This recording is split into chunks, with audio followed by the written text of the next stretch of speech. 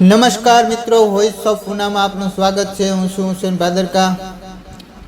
ઉના ત્રિકોણબાગ ખાતેથી દલિત સમાજના લોકોએ રેલી યોજી ઉના પ્રાંત કચેરીએ આવેદન આપવા પહોંચ્યા। ઉના ચેમ્બર ઓફ કોમર્સના પ્રમુખને ટેલિફોનિક આ બંધ અંગે જાણ કરેલ અને સહયોગ આપવા અપીલ કરેલ, જેમાં આજ રોજ ઉના ખુલ્લું રહેતા આ અંગે પણ રોષ વ્યક્ત કરેલ, તેમજ આગામી સમયમાં આ કાયદો પરત ખેંચવામાં નહીં આવે તો ઉગ્ર આંદોલન કરવામાં આવશે તેવી ચીમકી પણ ઉચ્ચારી। ઉના પ્રાંત અધિકારીને આવેદન આપી આ અંગે વિરોધ વ્યક્ત કર્યો અને આ સુપ્રીમના આદેશને પરત ખેંચવા અપીલ કરી।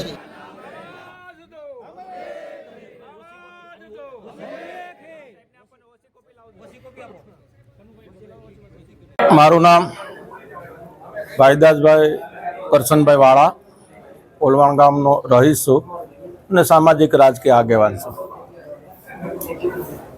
ના છૂટકે આવા બધા આવેદનો અને આંદોલનો કરવા પડે છે।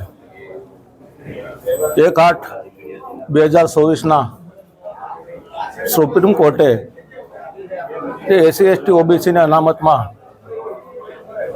એની ટીમે જે નિર્ણય લીધો છે એ ખરેખર SC/ST OBCને ખૂબ જ મોટું નુકસાન કરતા નિર્ણય છે। સમાજના અંદર ભાગલા પાડવા, વિભાજન કરવું, આ નિર્ણયથી આખા દેશના અનુસૂચિત જાતિ, જનજાતિ અને OBC લોકોમાં ફફડાટ જાગ્યો છે, જેના સંબંધમાં સમગ્ર ભારત દેશ 21/8ના રોજ બંધનું એલાન આપેલું હતું। ગઈકાલે અમે 5-10 આગેવાનો મળી અને અમારું સમર્થન બંધને અમે જાહેર કરેલું। એ નિમિત્તે ખૂબ મોટી સંખ્યામાં અનુસૂચિત જાતિ, જનજાતિના લોકો અમે સૌ બાબા સાહેબના પ્રતિમા પાસે એકઠા થઈ બાબા સાહેબના પ્રતિમાને ફુલાર કરી ને અમારો જે રોષ હતો એ રોષ થોડો સમય પૂરતું રોડ વચ્ચે બેસી જઈ, સૂઈ જઈ અને અમારો રોષ પૂરો કરી અને અમે પ્રાંત અધિકારીશ્રીને અમારું રાષ્ટ્રપતિશ્રીને સંબોધીને આવેદનપત્ર આપવા આવ્યા છે। અમારે ના છૂટકે આંદોલનો, રેલીઓ, સંઘર્ષો સદીઓથી કરતા આવ્યા છે ને કરીએ છે। મને એ સમજાતું નથી। એક બાજુ ભારત દેશમાં એવી વાતો થાય છે હિન્દુ રાષ્ટ્ર જાહેર કરવું, આજે પણ અસ્પૃશ્યતા ત્યાં ને ત્યાં જ છે।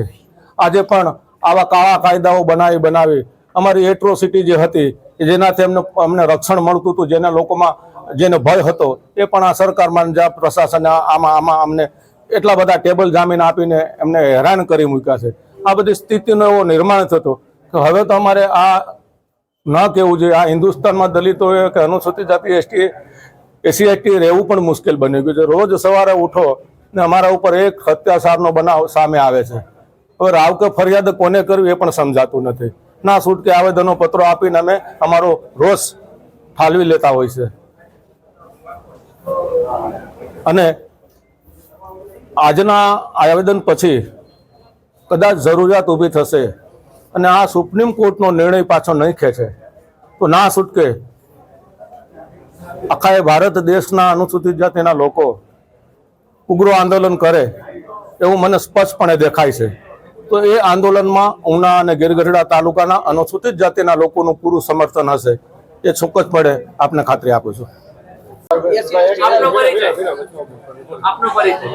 મારું નામ જસાભાઈ કરશનભાઈ વિંજુડા।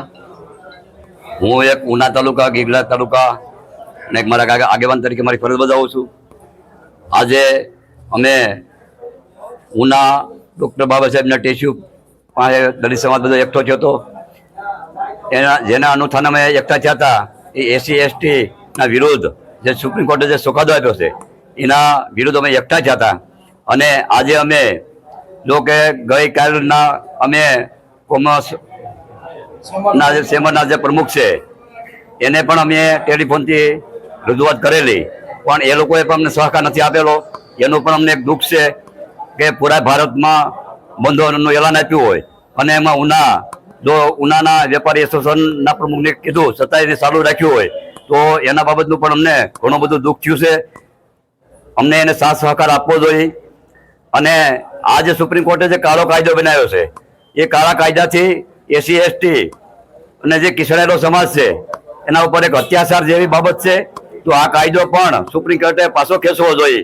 નકર જો આવો કાયદો પાછો ખેંચવામાં નહીં આવે તો અમે ઉના અને ગિરિરા તાલુકા પૂરા ભારતની અંદર જ્યારે આવા આંદોલનો થાય ત્યારે એમાં જોડાય અને અમે અમારું રોષ પ્રગટ કરશું.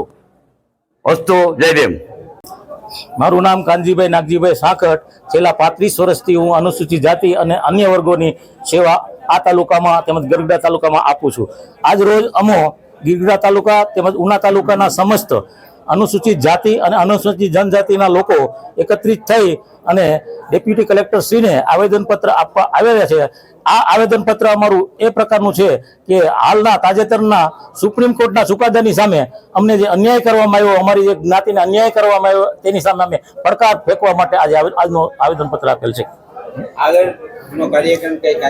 આ પછીનો કાર્યક્રમ સુપ્રીમ કોર્ટનો જો આ ચુકાદો પાછો લેવામાં નહીં આવે તો ભારત વ્યાપી અમે આંદોલન કરશું. એમ જ ઉના તાલુકા અને ગિરગડા તાલુકાને અમે પડકાર ફેંકશું તમામ દલિતો મળીને. અને અમે જે કરવું પડે તે આ ચુકાદો પરત લેવા માટે જે કરવું પડે તે અમારી તૈયારી છે.